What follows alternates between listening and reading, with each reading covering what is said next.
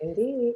Good afternoon, everyone. Welcome to the Chicken Box, hosted by the Afro Media Group. And we are glad we're broadcasting. If this is your breakfast, welcome. If this is your lunch, welcome. If this is your dinner, you are overseas or in another continent, and welcome to the Chicken Box. We dispel stereotypes, myths, and truths or lies about African Americans and Black people around the world.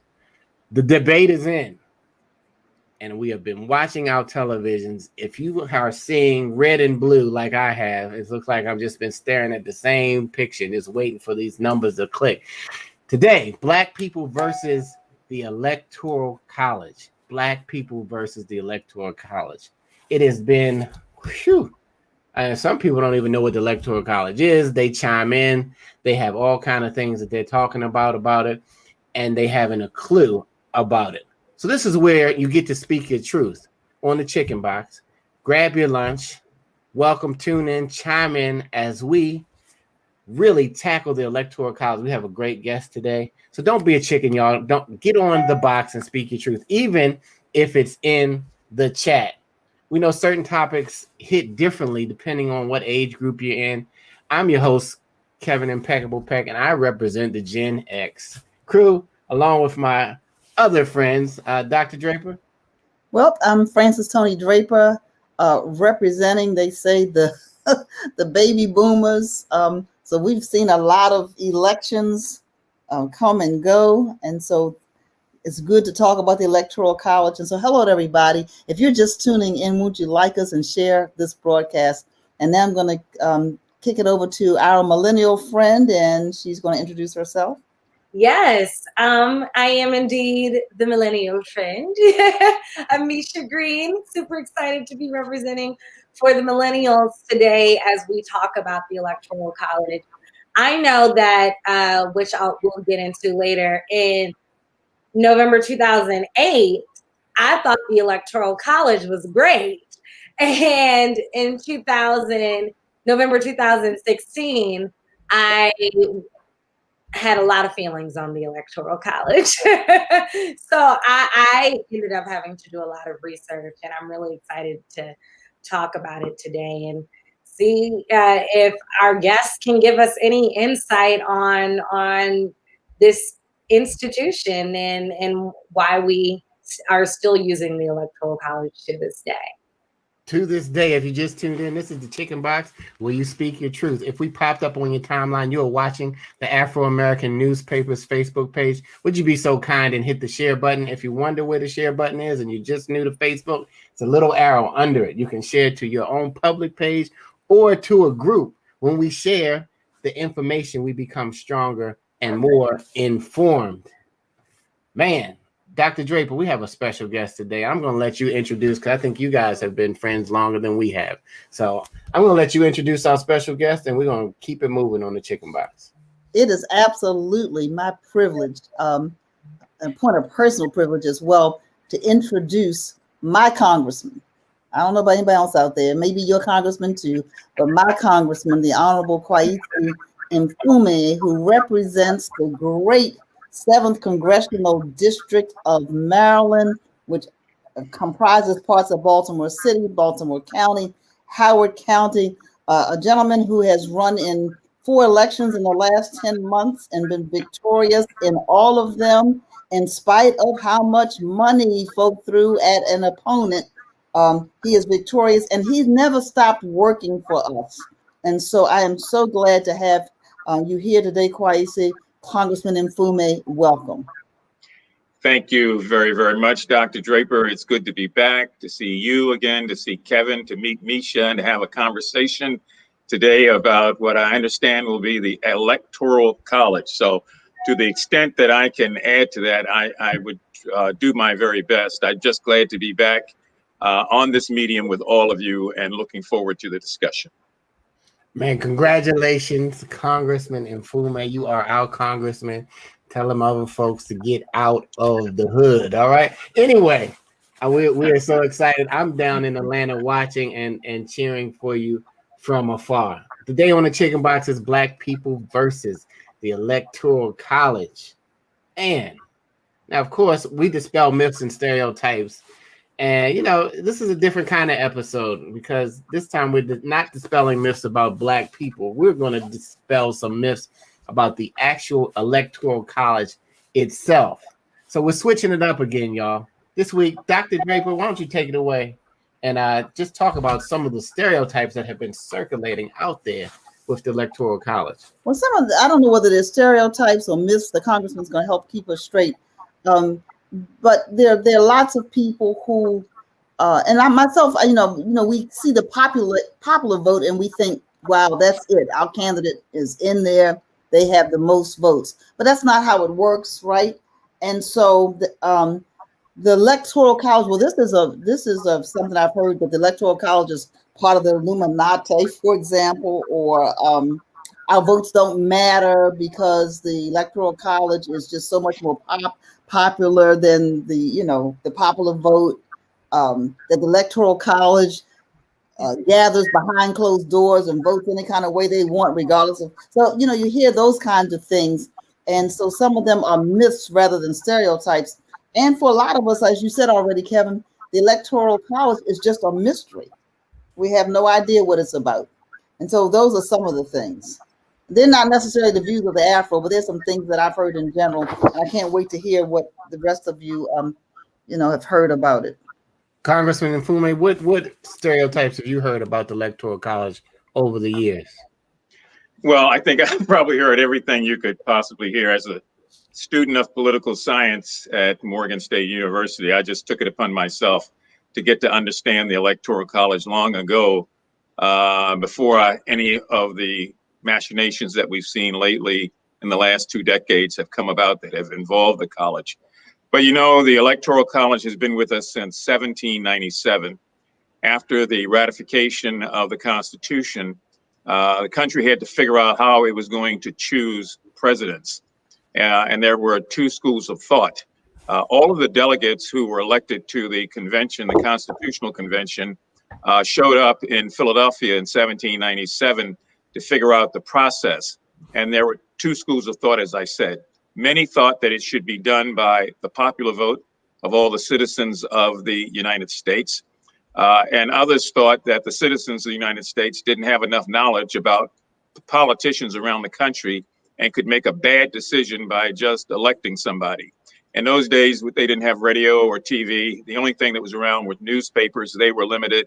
And so many people, the electors thought, just did not have enough information. So they said, no, let's not go with a popular vote. We could get people chosen who are not good for the country. Let's develop a system where states have an equal say, and maybe not an equal say, but they have a say in the process.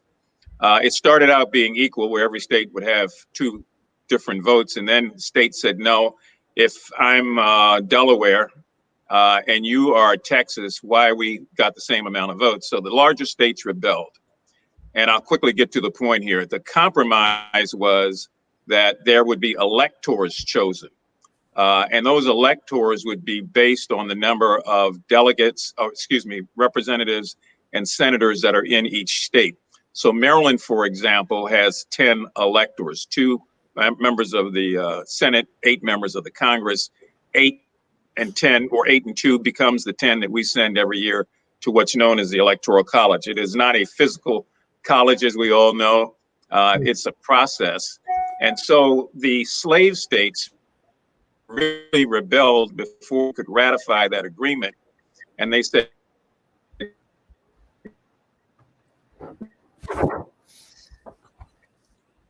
no, all the states in the North, like the slave states, said, look, 40% of all of our population in the slave states are slaves. We should be able to count them. And the compromise was, yes, you can count them, but you can only count them as 3/5 of a person. The slave states felt good about that because beforehand they would have had one number. After they've counted 40% of their population, which were the slaves, they had a number of electors to be able to send to the Electoral College, which gave them power. That's how it was born. It has been that way forever. It takes a constitutional amendment to change that and ratification by 3/4 of the states. There is what's known as the National Popular Vote Movement. It's several states and jurisdictions like the District of Columbia and others that have said, no, we want a different process. That national public vote process is still looking for other states to join in. And then they cannot make a decision until they themselves reach 270 in number. So we've been stuck with it. Many people felt we were burned with it in 2000 with the Gore election, when in fact it ultimately was decided by the Supreme Court, which said the Electoral College is the authority here, and whatever is dictated by the college must in fact stand. So it's interesting because Democrats had an opportunity in 2008 with the election of Barack Obama and total control of the Senate and the House to be able to change that. But that fell off of the priority list, I guess, because the only thing that, as we all remember, that got attention was the recession that we were in and healthcare and things of that nature.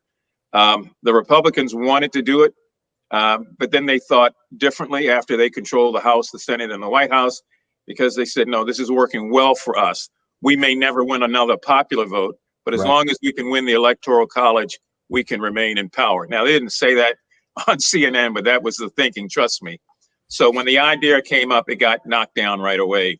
And God only knows when that will change, but that's how it's been with us. And yes, a lot of it had to do with slavery in the slave states, pretty much putting pressure to be able to change the process that was starting to evolve in Philadelphia in 1797. I apologize for the long explanation, but there's a lot of history attached to it.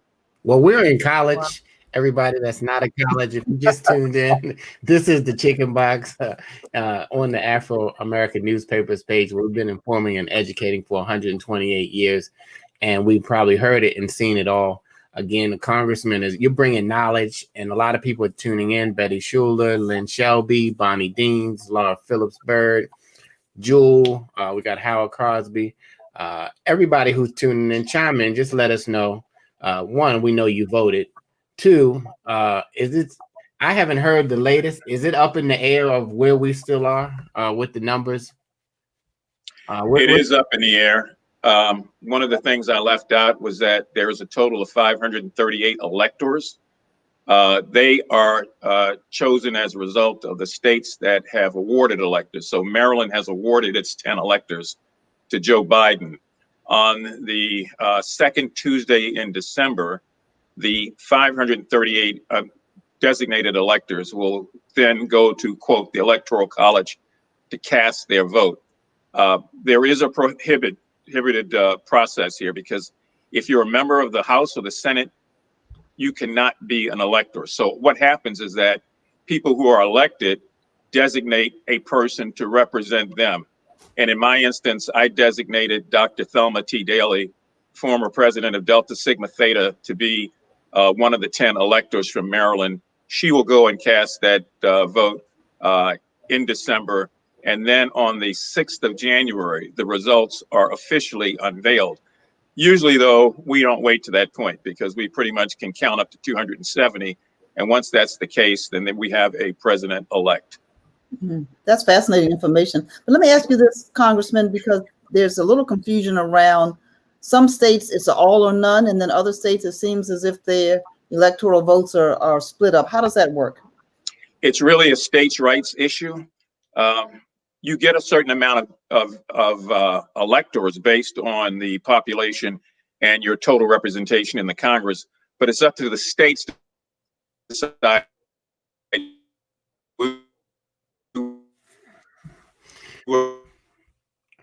Man, they trying to pause your internet, Congressman Mfume. If you want to award all those at once, to the result of the way it's structured. So it's really up to each state. That's a very good question, because I had to scratch my head when I first started looking at this, trying to figure out how that was indeed possible. But the states make a determination, just like elections are controlled by the states. Although Donald Trump thinks it is a federal process, it is a states' rights issue. So every state has the right to control their process of elections and what happens on election day and the results. And each state in this instance can also choose how they award their designated electors. Boom. If you just tuned in, this is Black People versus the Electoral College. We got to get our mind together. We got to get our IQ up. We got to understand what's going on. And we got to fact check, y'all. Everything that floats around and comments that people make, please fact check. We thank Roland Selby. We got a couple tuning in. We have Denisha Fleming, family member. I think she's in Georgia or Maryland somewhere. Paul Green voted. We are looking. We had a great turnout, y'all. I want to congratulate everybody who did it early, did it by mail, or did it in person. Congratulations. We came out and we are making this race really matter, because typically we would know on November the 3rd what the deal was, but we're going to go far into that based on, I guess, everything that we're all watching. Congressman, what are they doing when they're filing these lawsuits with these states at this moment? I think what the president is doing is trying to draw out the process and to exacerbate every legal tool that may be at his disposal, because it's probably easier to do that than to accept the truth in many instances. And so, we all reserve the right to litigate. It's just that we've got the most litigious president that I've ever seen. And for him, that's sort of kind of the way he operates. He legally sues or challenges a number of different things. But let me just say this. I don't know that those lawsuits have any real standing, because you've got to have demonstrated proof of something occurring. And then you've got to be able to prove that that occurrence has changed so many votes in a particular state that it has changed the outcome. And that is very, very difficult. It's a higher level and higher burden of proof. But the president is doing this in hopes that he can, A, stop the counting in some states, and B, reverse the counting in others. And that's why you see the Democratic Party and the Republican Party lowering up so that they're able to make their best case before any judges at the lower court level or at the Supreme Court level, if it should go to that. But again, these are very, very high standards and burdens of proof. And we've seen a number of instances where that's been the case and it's not been successful. The other thing that he's doing is to, along with the lawsuits, requesting and where he can't request, to challenge by saying he wants recounts, particularly in Wisconsin. They counted the votes in Wisconsin the last time when Hillary Clinton ran. And after the entire recount, I think there was a change of 110 votes. So since the president is behind thousands of votes in Wisconsin, it's clear, to me at least as an observer, that that challenge for a recount won't work. In Georgia, it's a different story. As of last night, I think the president was ahead by about 23,000 votes, and yet Fulton County had not completely weighed in. They had counted DeKalb and Cobb and some others. But Fulton County, as we all know, is the base and the bastion of Democratic support. So the numbers have come all the way down. And if we get into a situation where the final number is within 1% of either side, then there's an automatic recount that takes place. Otherwise, the president would have to pay for a recount in that state. Good. We have a question from Lynn Selby. Are the political operatives and campaign staff seeing different data, making them more confident than what is being reported on the news? Absolutely. Absolutely. They spent 4 years waiting to get to this point. And so they have done number crunching, they've done forecasting, they've done post-election analysis from the previous election. They're looking at demographic shifts that have occurred over the last 4 years, to what extent African Americans and Latinos have populated some of these districts that heretofore they did not have the same kind of numbers. They're doing psychological polling that they've been doing every year based on issues and the way people react and respond. And so the two campaigns, the Democratic campaign and the Republican one, have so much more data than the networks could ever have, which is why I'm always a little suspect of the networks. And since they don't have the data, they pontificate. And it's that pontification that can mislead people about what they think is going to happen and what will happen. But yeah, they do, which is why they've not put a lot of weight in the polls, even though the polls leading up to this election have constantly suggested that Vice President Biden was ahead by X amount of points. And in some cases, like the ABC Washington Post poll, they had him ahead in Florida just last week by 15 points. As we all know, he lost Florida by 4 points. So the campaigns have a different set of analytics. And so when Mr. Biden came out the other evening and said he believes that he will win, he's not talking about what his heart feels. He's talking about what all of his team are looking at with analytics in 6 or 7 centers around the country and what they've been working on for 4 years to be able to accurately project his vote in a particular area, whether it's for him or against him. Wow, that's great information. That you bring up a good point. I know we were talking about the Electoral College, but the Atlantic had an article this morning that said the real loser in this campaign was the polls, or were the polls. The polls, that was the real loser. Do you think it's because of the way the polls were conducted, or because the people that they talked to said one thing and did another?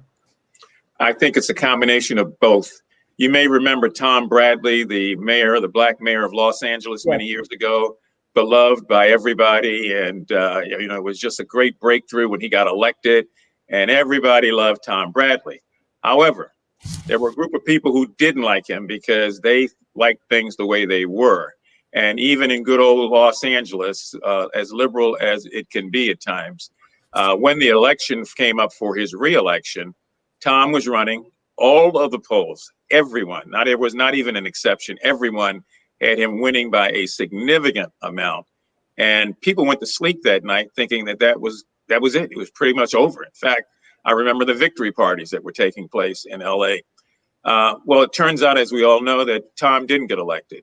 And because people told pollsters something other than that they felt. No one wanted to say, no, I'm not going to vote for this black man. So they said, oh, yeah, of course I'm going to vote for him here in liberal LA. It's the right thing to do. And he's a good guy, which he was. But man, every time you're going to tell posters because no, I said every time you're going they don't want to be judged in another way. I said every time you're giving up the real news, it's like something comes in. I think your internet might be tapped, Congressman. We're gonna figure that out. It's called the devil. If you just so back to your question, though, yeah, some of it is because people lied using what we call the Bradley effect, because they don't want to say, yeah, I support Donald Trump, so they would lie in this instance, and that's clearly reflected in the polls. The other thing is that polling has to change with the times. Most people are not relying on a landline to make calls and to receive calls. People have cell phones. And what studies have shown is that people feel less comfortable speaking on a cell phone. And so they might not necessarily give their true feelings because they don't know who they're really talking to. It's not like in the old days where you had a phone plugged into the wall and you knew that you had to get a court order from a judge to tap it. And these days, technology can allow you to tap into people's phones and tap into cell towers. So that's changed some. The other thing is that polls have to get shorter because pollsters are trying to take 20, 30 minutes of your time. And you know, and I know, we don't have that kind of time. It's a different kind of world. So the smart pollsters are taking 5 minutes of a person's time. There are too many, however, that are still relying on a much longer process that doesn't yield accurate results. Absolutely. And my millennial friend, Misha Green, I know you've been at this new Black Electoral College meeting today, but I know you were supposed to break down the facts, but the congressman was breaking down so many. Which ones did he leave off that you were thinking about? No, I really don't think that he missed out on anything. I mean, I have a couple of dates that I could add, but again, as many people have said, first of all, congratulations to Congressman Mfume, but it shows why he is running things, because he knows his stuff. He broke it down in such a way that, I had done all this research even Tuesday and yesterday, and I'm like, oh, now these are connecting. So I want to just congratulate Congressman Mfume and thank you so much for that history lesson. The only thing that I'll add, just to be specific for all of our people who are true history buffs and Constitution lovers, that the Electoral College was created as part of Article 2, Section 1, Clause 2 of the U.S. Constitution, which was signed in September of 1787 and then ratified again in 1788. There were some changes, of course, made by the 12th Amendment and the 25th Amendment, but sort of what we know of the Electoral College is embedded in the constitutions from the very beginning.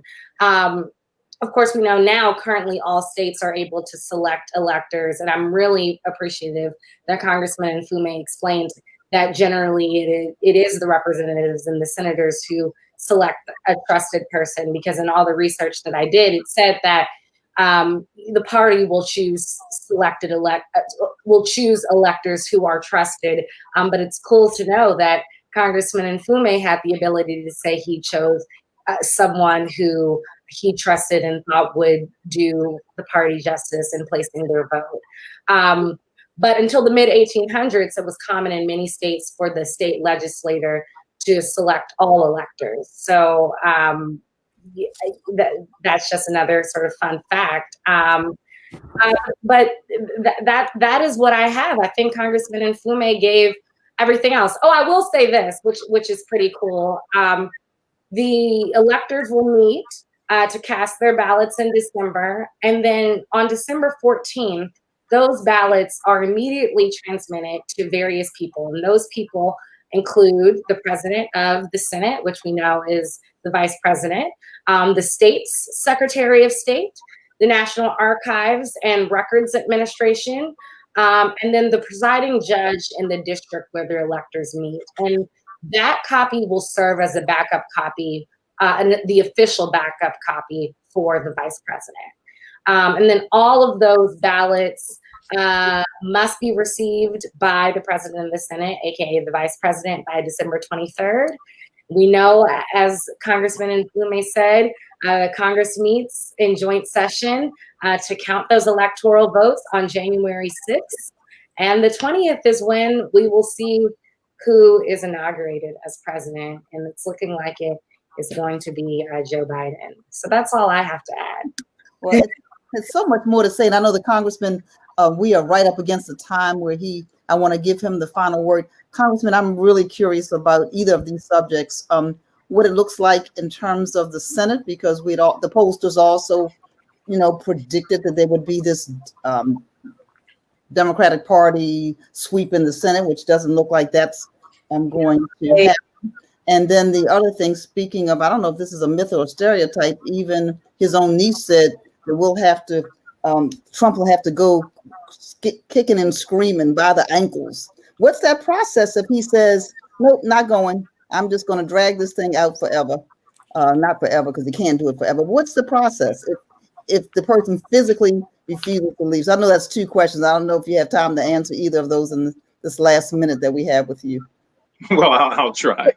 Yeah, I know he thinks he's going to have to go kicking and screaming, but the military of the United States, which really becomes the protector of the country, both internally and domestically, I should say, and externally, would in fact assure that there's a proper, smooth transition of power. Not only that, I think it's fair to say that people all over this country of all stripes, recognizing how fragile this democracy is, would not sit back and allow that. Although there would be some that, as they are now out in the streets with their flags and their horns and with their guns strapped on, acting as if they're going to change things. The fragility of the democracy is just too very, very important. Following the Constitutional Convention, it's been written that Benjamin Franklin was on his way out of the door. They, meaning the people who were part of that convention, who had decided now on how the government would operate, how we would choose a president, and how we would separate powers so that the military would never be in control and that there would be a fair process of review. They were all walking out the door, and a woman screamed out, "Dr. Franklin, what have all of you done?" And he said, quote, we have created a democracy if we can keep it. And the if we can keep it part is the biggest part of that statement, because there's always been a challenge, as I think we're seeing now, to our ability to keep that democracy. So, Dr. Draper, I assume that the people of the United States, the military, all four branches, and the overall will of people on both sides of the aisle would prevail. As you know, several Republicans have said that the president's statement the other night when he said, "I've won, let's go home, stop the counting," was as ill-advised as it could be. And they all ran away from it, as they should, because it's not the sort of thing that creates a democracy, let alone keeps a democracy. Thank you so much. And isn't that ironic that those who are called losers and suckers will be the ones to enforce that? I'm going to leave that alone. I'm sure they will have no problem. Well, that's a good point, because before you leave Congress, this is the chicken box. I know people are like, what in the world is a chicken box? If you're from Baltimore, you definitely know. You know that it's 4 wings and the fries, right?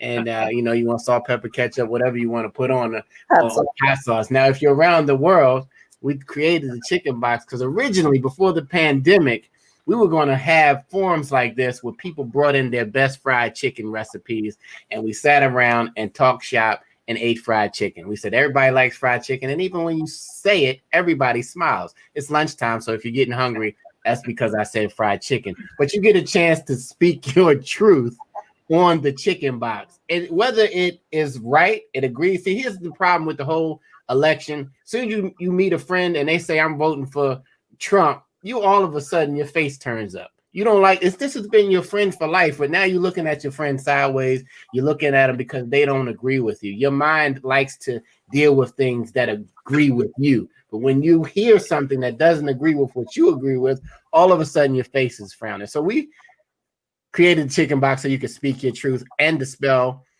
stereotypes. If you look back in the archives, our very first show was Black People versus Fried Chicken, and it was a blast. Anyway, Congressman, you have 30 seconds to get on the box. You can say anything you want about this whole election process, or about, you told me you had the 10-4. Y'all that just tuned in, the 10-4 is 4 elections in 10 months. He had the 10-4 and he did 4 elections, wow, in 10 months, and he is still victorious. Baltimore and Maryland, you came out and you supported the congressman as he stepped up for our brother Elijah Cummings, and we know that you're going to represent us well. But you're on the box. You got 30 seconds. You can be in your feelings if you want to about.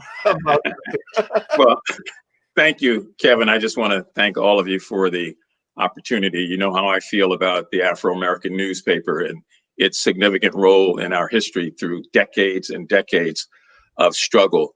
The only thing that I would add here is that I hope it behooves all of us to learn as much as we can about the system under which we live.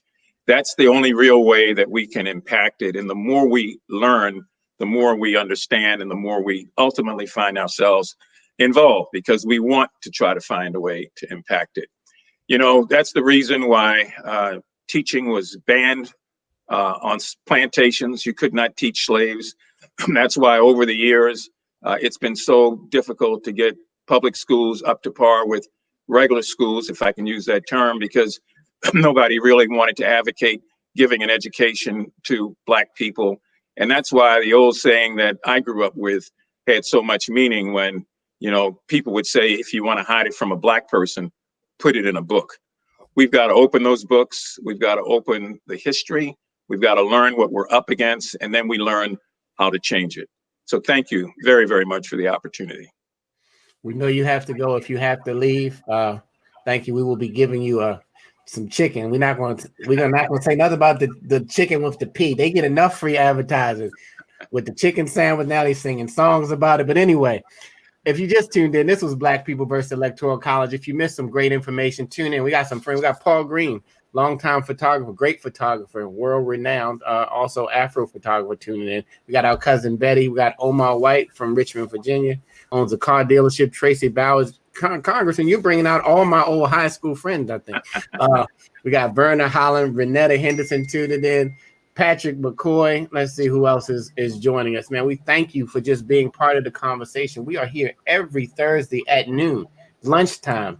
Get your chicken box on. We're going to be talking about different things, dispelling different stereotypes, and giving you a chance.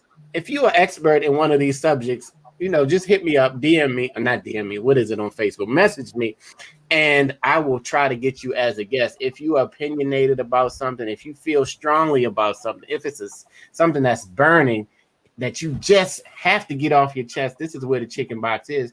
And hopefully we can come to an understanding throughout the years. And really, like you said, don't just get involved in the presidential election. You need to check all of the people in the local elections. You need to say, when they say they're going to do something, hold them accountable to them. And stop believing. I'm tired of people saying, did you hear what so-and-so said? Fact check it first before you come back to me and tell me what so-and-so says, because I really don't care. But Dr. Draper, I was on the box, I guess, by myself. All right, Congressman, we understand if you have to drop off. Thank you.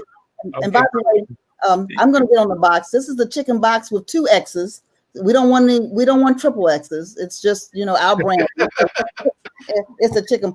I'm going to get on the box. And I'm going to say a little bit more about what Kevin said. A lot of times we do complain about how things are going or not going. And, and we depend on each other for information, or we depend on that great scholar. First name is G, the last name is Google. And so, that's who we depend on. However, we need to do our own research. This election should not have been this close. However, I do want to give a shout out to the brothers and sisters in Philadelphia and in Atlanta. You guys are holding your own down there. And so our vote can't be taken for granted. It looks as if more of us voted in 2016, there's only 2020 than we did in 2016, but only 61% of African Americans voted in 2016. The sheer numbers say that the percentage is higher, but it's not high enough. We can make a difference. We can make a difference. And so rather than complaining and lamenting about how close it is, and God forbid that Donald Trump should be reelected, yeah, I said it, I'm on the box, to a second term, let's look and see what our part is in this whole thing, and then hold, as Kevin said already, our elected officials accountable, which means we have to do our homework. We have to do our research. We have to, go to college, in quotes. I'm not talking about a university, but we have to do what we're doing today. Because how many of us, if we're honest, and we put in the chat and say honest, look, I don't know how this electoral college worked. I didn't care about the electoral college. This is only like the second time in U.S. history that a person, back in 2016 rather, where the person didn't get the popular vote, but because of the electoral college, they were inaugurated president of the United States. We took a reality show host and we put him in office, and then we get what we get. And so that I'm off the box. Are my 30 seconds up? I think my 30 seconds up. I feel like some other people want to get on the box too. If you don't know, we've been around the Afro-American newspaper, serving and informing from the lens of Baltimore and Washington, but now we're broadcasting to the world through the World Wide Web, which we don't even say anymore. We just call it the internet or the net. But we're shifting, y'all. Last week was Black People versus the Pivot. How are you changing your mindset during this pandemic? And one thing we've gone to, you won't see Afros on the street because we haven't been able to go on all the places. We moved to a subscription model. So someone just kindly, I think our director of circulation sent me a note that if you go in, there's a special code where you can get a subscription to the Afro on afro.com for 30 days. Just type in box with 2 X's, BOXX, and join us. We have to pay great people. We need, the other media doesn't let our brothers and our young brothers and sisters come in the door to work. Not that much. The Afro has always opened the door. Paul Green, it's good to see you there. It's plenty of people who've come through the Afro doors as they moved throughout life, and some have stayed for a long time. And you becoming a member allows us to continue to do what we've been doing for 128 years. If we made it through all of the other things, we're going to definitely make it through this pandemic as a people, as informed, and we're going to provide information up to date as we get it. So thank you for tuning in. Everybody, remember that's the BOXX for a 30-day free membership.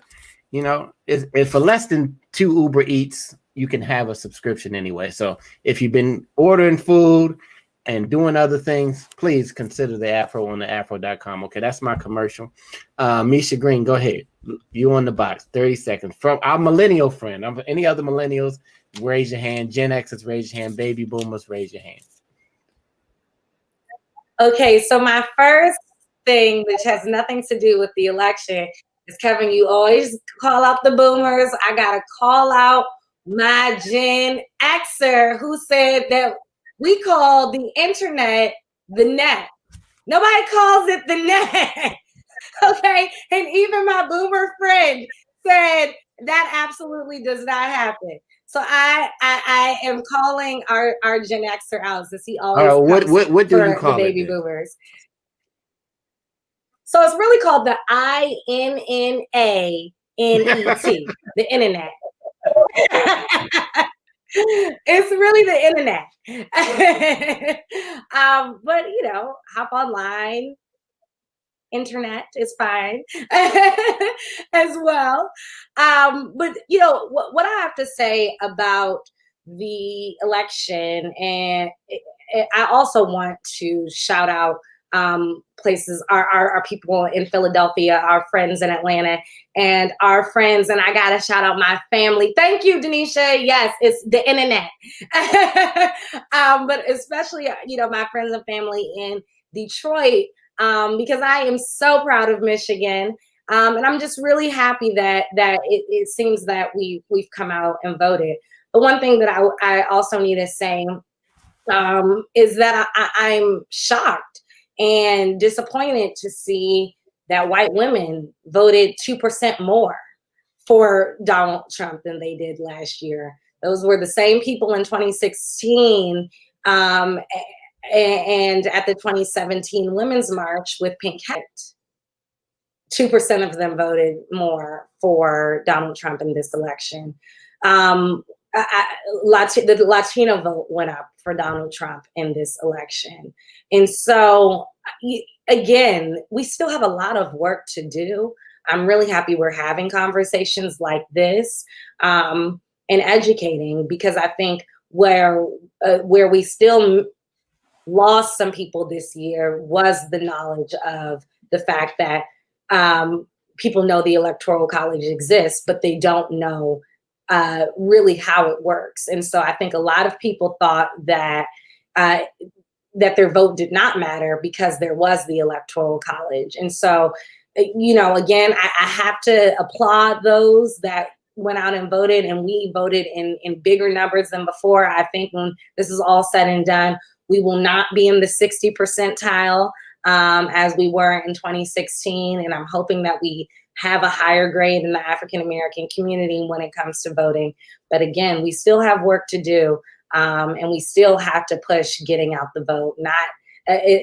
Yes, November 3rd is gone, but we still have the 2022 midterms, and we really need to ensure that all people are voting, not only in the presidential election, but local elections as well. Boom. This has been the Chicken Box. Dr. Draper, you have something? I think that was great. Now, she was talking about voting in the local elections, and I just saw that Councilwoman-elect Felicia Porter, representing the 10th district of Baltimore City. The first time I think we've had a woman representing that district ever. And so she's on the Chicken Box today. Congratulations, Councilwoman-elect Porter. We are glad to see you and offer you our congratulations as well. Do we have an Afro fact this week before we jump off? We do have an Afro fact, and it is actually also regarding politics. This week's Afro fact is inspired by today, November 5th, from right here where I am in the nation's capital. And it was on November 5th, 1974, when Walter E. Washington became the first elected mayor of Washington, D.C. in the 20th century. Prior to that, Washington was chief executive of D.C., which he held that role from 1967 to 1979, also serving as the first mayor commissioner from 1967 to 1974, then as the first home rule mayor from 1975 to 1979 when he lost to Marion Barry. After serving as the DC mayor, he became a partner with the New York-based law firm. It opened the firm's first DC office, and Washington died in 2003. And the DC's Convention Center is actually named after Walter E. Washington. And that's this week's Afro Fact. Boom. Who knew? My grandmother knew. Anyway, I'm like a lot of it's crazy to me. A lot of living people know that. I mean, I think about that. My mom is a native Washingtonian, and she was alive for the first official mayor of DC in the 20th century. I think that's really crazy to think about.